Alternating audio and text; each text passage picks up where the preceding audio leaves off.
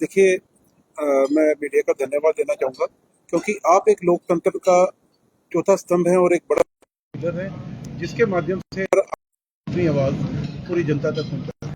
एक चैम्बर के जिम्मेदार मेंबर होने के नाते मेरे भी कुछ सवाल हैं जो मैं आप मीडिया के माध्यम से अपने जो चैम्बर के 3000 प्लस मेंबर्स हैं उन तक पहुँचाना चाहता हूँ।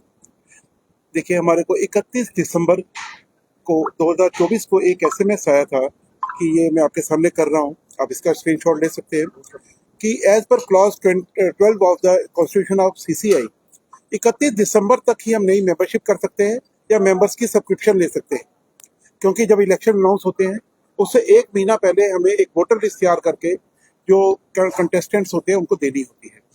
अभी मेरी कुछ कंटेस्टेंट से बात हो रही थी, वो कह रहे हैं कि हमें अभी तक वोटर लिस्ट नहीं मिली है और अभी वहाँ पे शायद तैयार भी नहीं है। हमारा यही है कि अभी हमें यहाँ से भी पता लगा है कि कुछ सब्सक्रिप्शन पेंडिंग है। तो क्या ये जो हमारी पुरानी टीम है, जो आउटगोइंग टीम है, तो इन्होंने जब उस दिन एग्जीक्यूटिव की मीटिंग बुलाई जिस दिन इलेक्शन अनाउंस करने थे, वहां पे उन्होंने उसके 450 मेंबर्स की फीस के लिए कुछ भी क्लियर नहीं किया। क्या ये उनके वोटिंग राइट्स को खत्म करना चाह रहे हैं? क्योंकि 450 का मतलब हो गया 15% के करीब हमारे मेंबर्स। तो क्या उनकी फीस के लिए ये क्या सोचा, क्या प्रावधान है? इन्होंने वहां पे कुछ नहीं किया, न एग्जीक्यूटिव से परमिशन ली और ना ही हमारे इलेक्शन कमिश्नर्स के पास कोई राइट है उनसे सब्सक्रिप्शन लेने का। तो एक ये बड़ा बड़ा क्वेश्चन मार्क लग गया है कि वो 450 मेंबर्स अपना वोटिंग कैसे करेंगे। तो हमारा ये एक दिखाता है कि जो इलेक्शंस के अंदर फ्री एंड फेयर पोल्स के अंदर भी ये क्वेश्चन मार्क खड़ा करता है। और मेरा आपके मीडिया के माध्यम से यही एक क्वेश्चन है, यही एक रिक्वेस्ट है कि आप हमारी इस बात को हर एक जिम्मेदार मेंबर्स तक पहुंचाएं कि वो इस टीम से पूछे कि उन्होंने उन 450 मेंबर्स की फीस का क्या किया। तो आपने अभी आज प्रेस कॉन्फ्रेंस में तो क्या वहाँ पर आपने से बात की? मैंने राकेश जी से भी बातचीत की थी।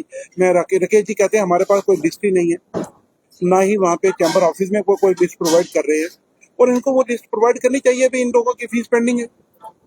क्योंकि पिछली बार भी जो रिगिंग के आरोप लगे थे वो ऐसा ही हुआ कि उन मेंबर्स के जो फीस कुछ लोगों ने जमा करवाई और उनके वोट्स उन लोगों ने डाले। क्या इस बार भी वैसा ही इतिहास दोहराया जाएगा? ये सब चीजें देखने की है और ये इसी की तरफ ध्यान देखते हुए मैंने आप मीडिया की मैं आपसे मदद चाहता हूं कि आप हमारी इस आवाज को हमारे मेंबर्स के लोग हैं जिम्मेदार उन तक पहुंचाएं ताकि कोई ऐसी कोई गड़बड़ ना होने पाए। क्या कहने का तात्पर्य ये है कि 31 तारीख को अगर लास्ट डेट थी उसके बाद भी रिसीव की जा रही है? देखिए, इसके बारे में तो जो चैम्बर के पदाधिकारी है वही बता सकते हैं। एज पर कॉन्स्टिट्यूशन तो वो ले नहीं सकते। अगर वो ले रहे हैं तो वो किस कानून के तहत ले रहे हैं, किस कॉन्स्टिट्यूशन के तहत ले रहे हैं। और आज जब इलेक्शन कमिश्नर अपॉइंट हो गए तो उनके पास तो कोई राइट्स ही नहीं है सब्सक्रिप्शन लेने का, तो वो कैसे वो वोट करेंगे?